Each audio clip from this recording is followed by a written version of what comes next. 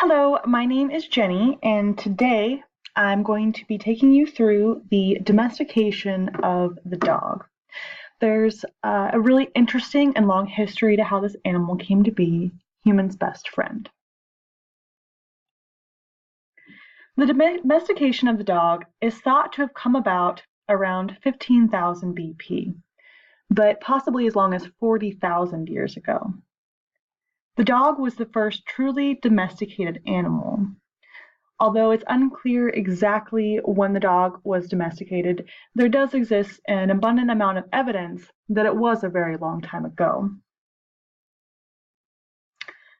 For example, archaeologists found burial sites from 13,000 BP where humans were buried with dogs and dogs were buried with bulls. That indicates a very close relationship had already begun between human and dog.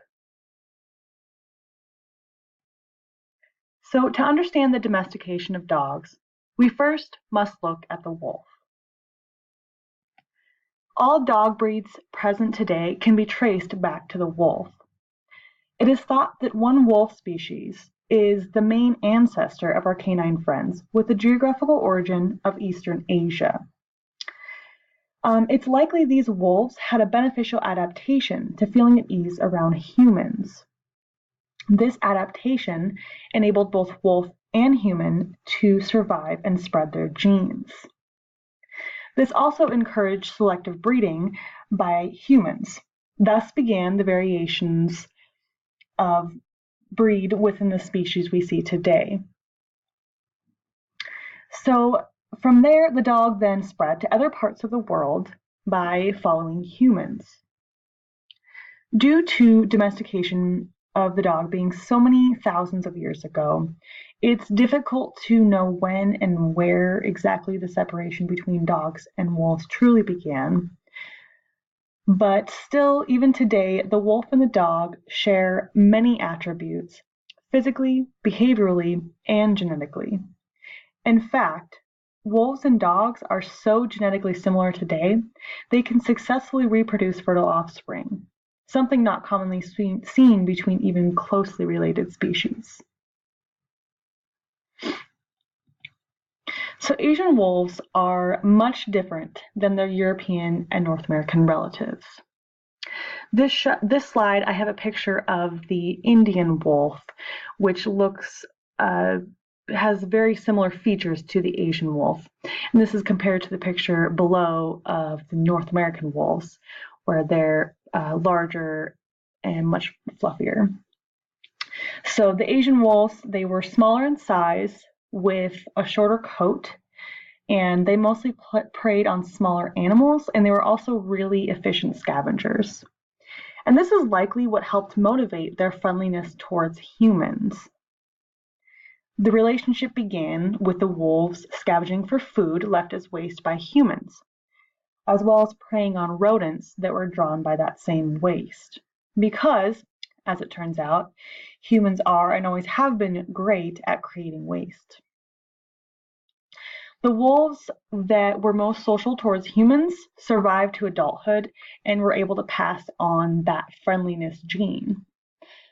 Evidence found in the mitochondria of present-day dogs reveal shared DNA with the Asian wolf. But again, the exact origins still remain controversial. So domestication is not something capable of all animals. There are some important factors that lead to its occurrence. First, there needs to be a shared goal between the species. Second, they must operate well in hierarchies. Third, they need to live in packs. And fourth, there needs to be a social cognitive ability that enables them to communicate and have an understanding between species, despite a lack of shared language. So the dog and our human ancestors both naturally possessed these capabilities. They shared a goal, which was to harness energy through food. The dog helped our ancestors hunt more successfully, and in return, the dog was promised food availability on a reliable basis. Both humans and dogs operate in packs with identifiable leaders, that are trusted, and they're both extremely social and form strong bonds within their pack. Humans are known for their communication abilities. The dog also possesses some really important communication abilities. So the relationship was mutually beneficial. Dogs essentially chose to be domesticated because it suited their needs as well as our own. So I did want to touch on taming versus domestication just to truly get across how important domestication is. Domestication is much more substantial than just taming an animal. Taming aims to decrease the fear response of an animal, but it's not a trait typically passed down to future generations. Domestication is only possible in certain species because it requires a cooperation from both humans and the species. It's an adaptation that is passed down to future generations. There must be an understanding of trust and teamwork between the two species, in this case, human and dog.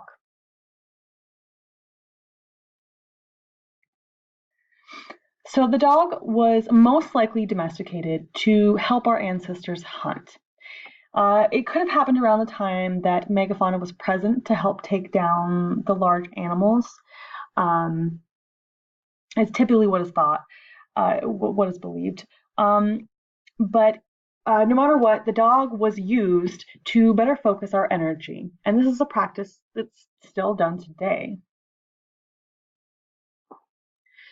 Training a dog takes time and energy, but the amount of energy saved later on is tenfold. And this goes both ways. The dog may have to expel more energy at our expense, but it's going to save a lot of energy by not having to look for shelter or food or protection or anything.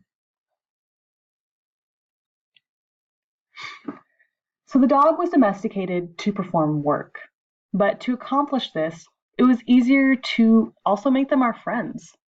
The dog originally had the duty of aiding in hunting and protecting its territory.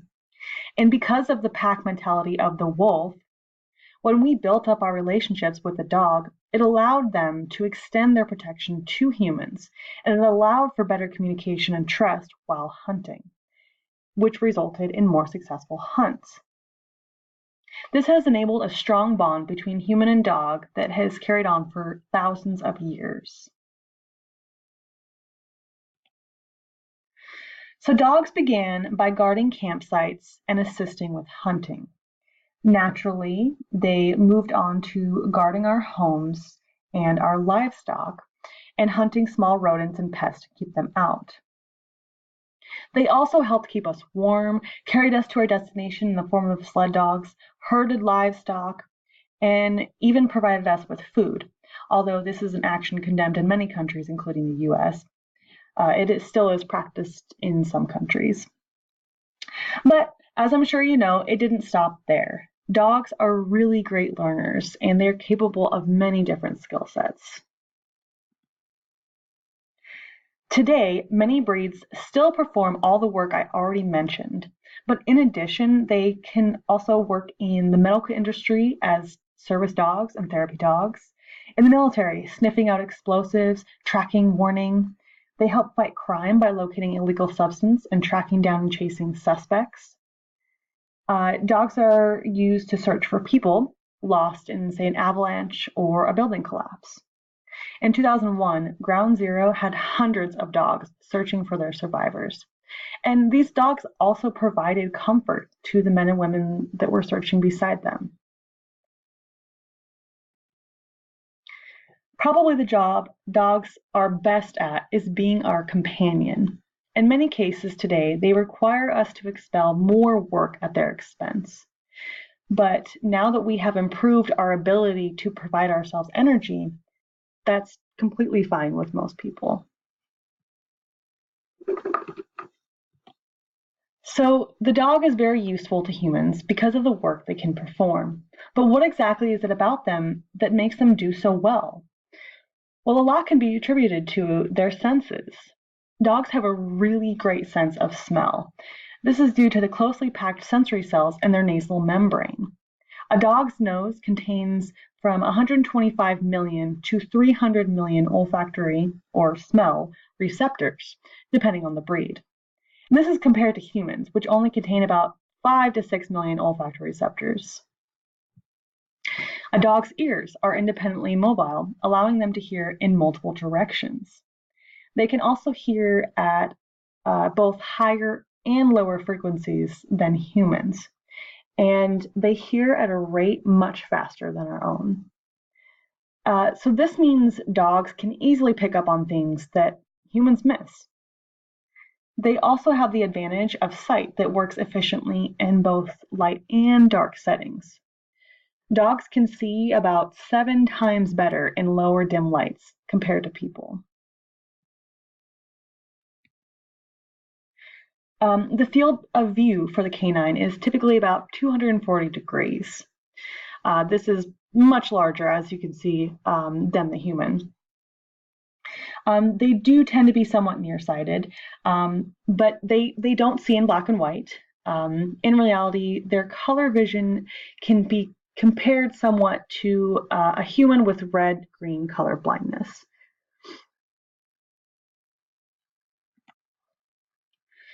Because the dog evolved from the wolf, they are powerful predators with stout muscles and strong jaws. Although these traits are subdued in some species today, but many still do possess them. Today, 73.9 million dogs are owned in the United States alone. They're often bred to be our friends, and they have features that are based on cuteness alone. They have bigger eyes, shorter snouts, they're smaller. They're essentially bred to look like puppies because we think puppies are really cute. Unfortunately, sometimes this is at the expense of the health of the breed.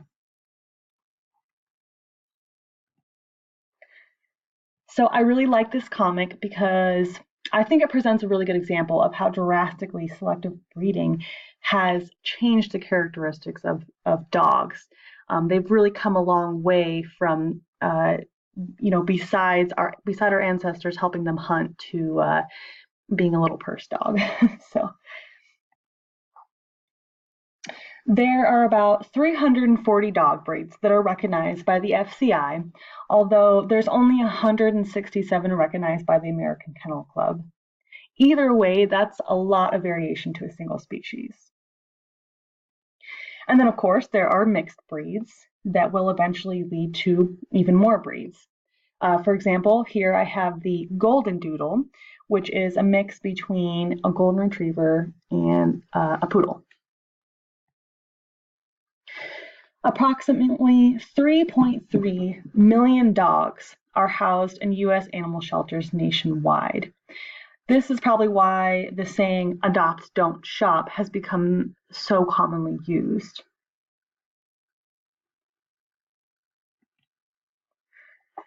But despite the reduction to companion status alone, countless dogs are still used in many ways that allow us to make better use of our energy on a daily basis. So the domestication of the dog is something that is still benefiting both species today. Thank you so much for your attention in watching my presentation.